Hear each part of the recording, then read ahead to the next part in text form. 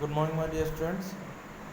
As you know that we have completed the revision till chapter number 3. So now I will again start the syllabus from chapter number 4. I have already sent you the explanation video for this chapter, but once again I want to explain because we are have some new members with us, some new additions, and you might have also forget these things. So once again I want to explain you this chapter. That is chapter number 4, metals and non-metals.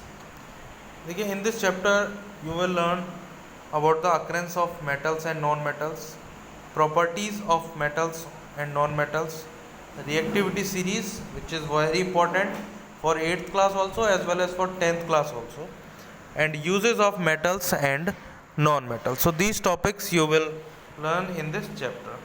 Now let's start our explanation. That is from Gear Up. When you suffer from fever, your mother measures your body temperature with a thermometer. Have you ever noticed a silvery shiny line inside the thermometer? What does it indicate? Is it a metal or a non-metal?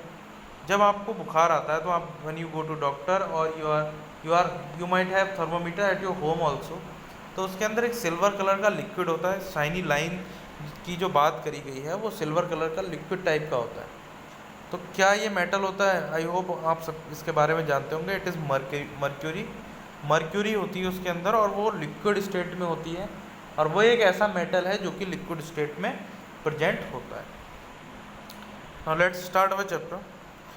In your previous classes you have studied about elements, compounds and mixtures based on some physical and chemical properties. पिछले classes में आप सभी ने elements, compounds और mixture के बारे में पढ़ा होगा. Scientist Lavoisier classified the elements into two groups, named them as metals and non metal. जो एंटोनी लेवोसियर थे, एक साइंटिस्ट जिनको फादर ऑफ केमिस्ट्री भी कहा जाता है, इन्होंने एलिमेंट्स को दो ग्रुप में बांटा था. That was metals and non metals. Iron, copper, silver, gold, tin, aluminium, mercury are examples of metal. Sulphur, phosphorus, oxygen, nitrogen etcetera are examples of non metals.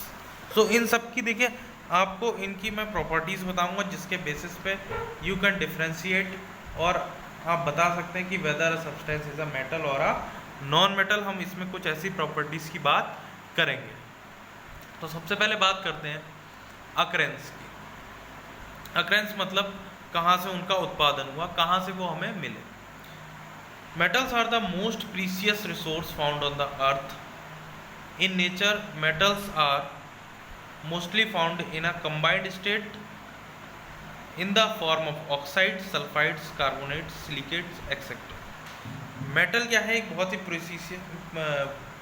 बहुत ही महत्वपूर्ण जो चीज़ है वो हमारे अर्थ के रिसोर्स में आती है. ठीक है, क्योंकि बहुत सारी चीज़ें हमारे आसपास आप देखिए सारी चीज़ें मेटल्स की ही. जैसे बात करें कि व्हीकल्स की, देखिए व्हीकल्स में बहुत सारा मेटल्स यूज़ होता है. ठीक है, हमारा जो फ़ोन है इसके अंदर भी बहुत सारा मेटल यूज़ हुआ है इसकी वायरिंग के लिए. तो आजकल हमारे घर में जो वायर्स पड़े हुए हैं ये भी मेटल्स के हैं, है ना. हमारे आसपास बहुत सारी चीज़ें ऐसी हैं जो मेटल्स और नॉन मेटल्स की बनी हुई. तो विदाउट इसके लाइफ को मतलब इमेजिन नहीं किया जा सकता. और मेटल्स जो है वो देखिए इस तरीके से नहीं मिलते. जैसे आयरन है तो हमें अर्थ के अंदर से आयरन मिल गया डायरेक्ट. ठीक है, हमें सपोज हमें गोल्ड चाहिए तो गोल्ड हमें एकदम से मिल गया, है ना. तो ये किसी ना किसी कंबाइंड स्टेट में मिलते हैं, किसी दूसरे एलिमेंट के साथ इनका कंपाउंड बना हुआ मिलता है. बाद में हमको इनको सेपरेट करना होता है. Very rarely they are found in free state like gold, silver, platinum. कुछ ऐसे मेटल्स हैं जो गोल्ड, सिल्वर, प्लेटिनम ये किसमें फ्री स्टेट में भी मिल जाते हैं. रिएक्टिविटी के ऊपर डिपेंड करता है. जो ज़्यादा रिएक्टिव हैं वो फ्री स्टेट में नहीं मिलते. जो कम रिएक्टिव मेटल्स होते हैं वो फ्री स्टेट में हमें मिल जाते हैं. A metal found in free state is known as native state.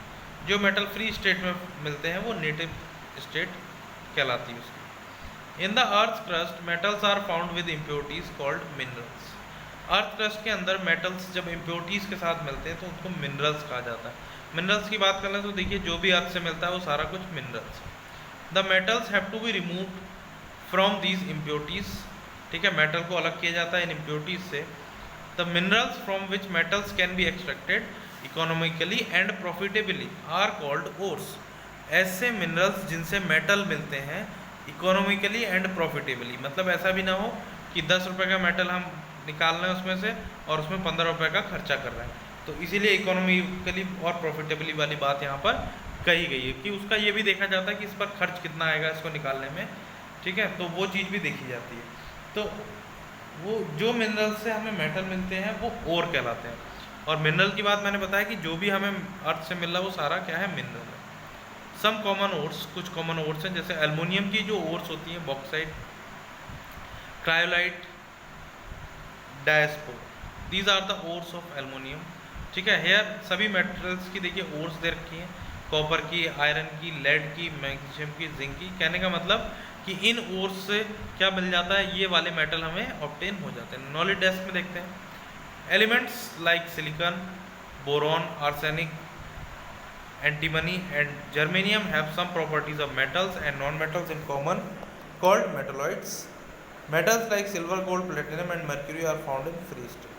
तो इसमें दो बातें कही हैं। पहली देखिए हमारे अराउंड जो सब्सटेंस है वो या तो मेटल में है या फिर नॉन मेटल में है। इसके अलावा कुछ सब्सटेंस ऐसे भी होते हैं जो जिनके अंदर कुछ प्रॉपर्टीज़ मेटल्स की होती हैं और कुछ प्रॉपर्टीज़ नॉन मेटल्स की होती है। तो इनके एग्जांपल दे रखे हैं, देखिए जैसे बोरॉन है, आर्सेनिक है, एंटीमनी है, जर्मेनियम है। इनमें कुछ प्रॉपर्टीज़ मेटल्स की पाई जा रही हैं और कुछ प्रॉपर्टीज़ नॉन मेटल्स की पाई जा रही हैं। तो ऐसे सब्सटेंसेस को हम लोग मेटलॉइड्स कहते हैं। ऐसे substance they are known as metalloids. तो तीन चीज़ें हो गई अब हमारे अराउंड में, मेटल्स, नॉन मेटल्स, और जिनमें थोड़ी थोड़ी दोनों की प्रॉपर्टी है वो क्या हो गया, हमारा मेटलॉइड हो गया। और दूसरी बात यहाँ पर कही गई कि metals like silver, gold, platinum and mercury जो कि कम रिएक्टिव हैं तो ये पाए जाते हैं फ्री स्टेट में। Now occurrence of non metals. Non metals कैसे मिलते हैं हमें? Like metals most non metals occur in combined state in nature. बहुत सारे ये भी कंबाइंड स्टेट में मिल जाते हैं। However some non metals occur both in free and combined state which are as follows. Oxygen and nitrogen occur in free state in air and in combined state in the earth crust. Oxygen और nitrogen की यहाँ पर बात करें तो देखिए ये free state में भी मिलते हैं और कंबाइंड स्टेट में भी मिलते हैं। फ्री स्टेट में एयर के साथ मिलते हैं और कंबाइंड स्टेट में earth crust. Sulphur occurs in free as well as in combined state in the earth crust. Sulphur हमें कहाँ से मिलती है? अर्थ क्रस्ट से मिलती है। Noble gases like helium, neon. Noble gases वो होती हैं जो किसी के साथ रिएक्ट नहीं करती, ठीक है। तो helium, neon, argon, krypton and xenon occur in free state in nature. तो जो कि ये किसी से रिएक्ट नहीं करती इसलिए आसानी से फ्री स्टेट में मिल जाती है। Non metals are obtained from their sources by different method, जैसे oxygen, nitrogen and argon are obtained by liquefaction of gas. Gas को लिक्विड में चेंज किया जाता है, लिक्विफिकेशन ऑफ गैसेस के थ्रू ये चीज़ें मिलती हैं हमें। Sulphur is mined in its free state और as sulphide ore from the earth. का सल्फर कहाँ से मिलती है? जमीन से मिलती है। Chlorine is form by electrolysis of common salt. Electrolysis एक प्रोसेस है किसी कंपाउंड को तोड़ने का। तो सोडियम क्लोराइड जिस कॉमन सॉल्ट की जो बात हो रही है उसको ब्रेक किया जाता है तो वहाँ से हमें क्या मिलती है? क्लोरीन मिलती है। The main source of helium is natural. भाई हीलियम की बात करें तो हीलियम का जो मेन सोर्स है दैट इज नेचुरल गैस।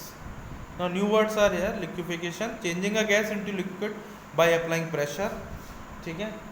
और इलेक्ट्रोलिसिस की बात करें तो मैंने कहा था ये ब्रेक डाउन करने का प्रोसेस होता है किसी कंपाउंड्स को। So dear students, thank you very much. That's all for today. Tomorrow we will start from page number at the last of the page number 54, ठीक है। सो थैंक यू वेरी मच।